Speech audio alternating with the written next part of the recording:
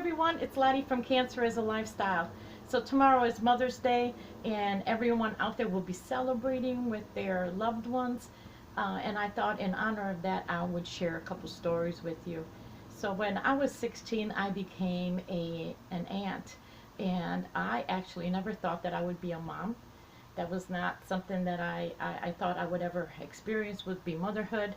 Not for any other reason, it's just that my nieces, I became an aunt very early on, and I was very satisfied with being an aunt.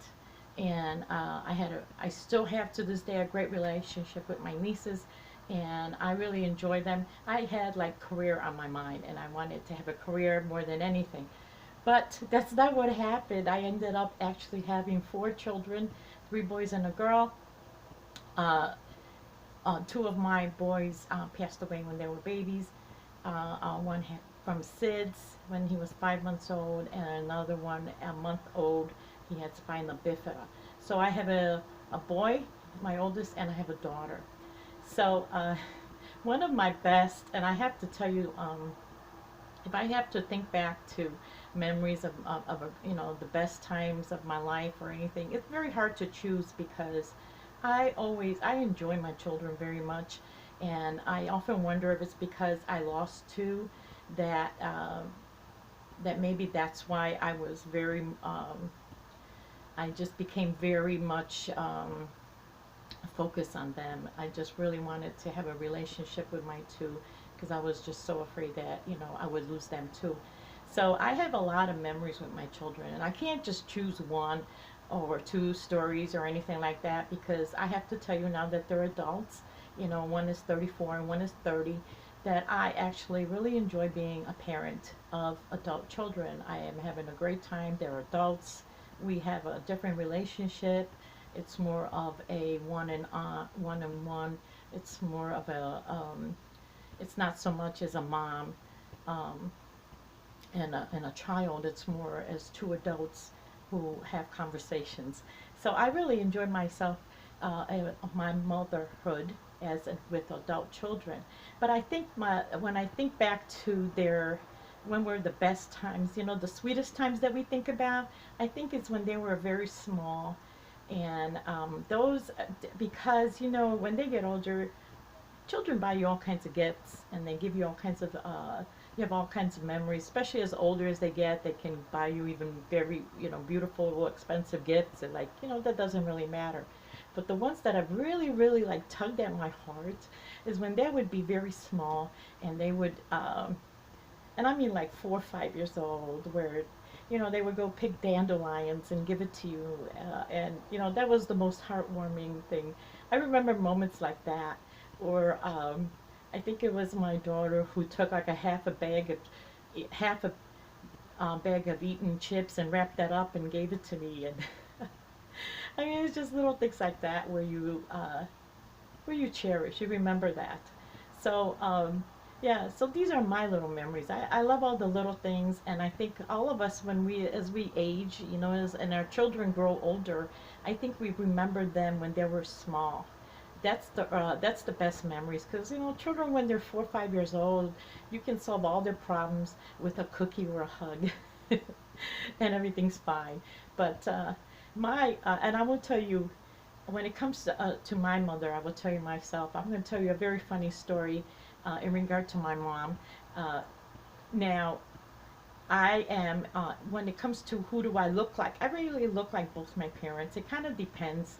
My dad was very slender, and my mom was a full-figured woman, just like me.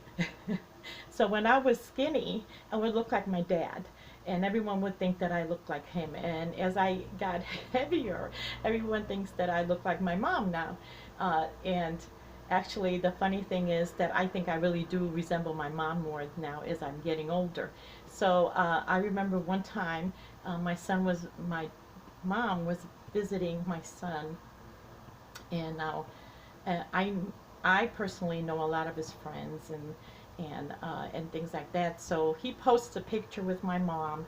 That, hey, look who came into town for a visit, and and of course it was Grandma, right?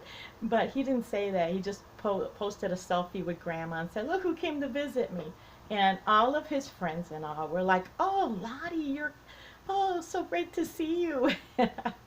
They thought it was me, and I often laugh at. I thought that was hilarious. And then my mom's a redhead. She always dyed her hair red, and and they would be like, "Lottie, I love your new hair color." And this was all on social media, and I would be commenting, "That's not me. That's my mom." And they were just like, "No, Lottie, you look fantastic with that hair." Well, of course, that wasn't me. That was my mom. And just a little, I still laugh about that all the time because, and my mom, of course, is like, "I'm over 70, and you're in your 50s. How in the world did they think that that was me?" But, she looks wonderful. She looks great. So I just wanted to take a moment out and wish everyone a happy Mother's Day tomorrow.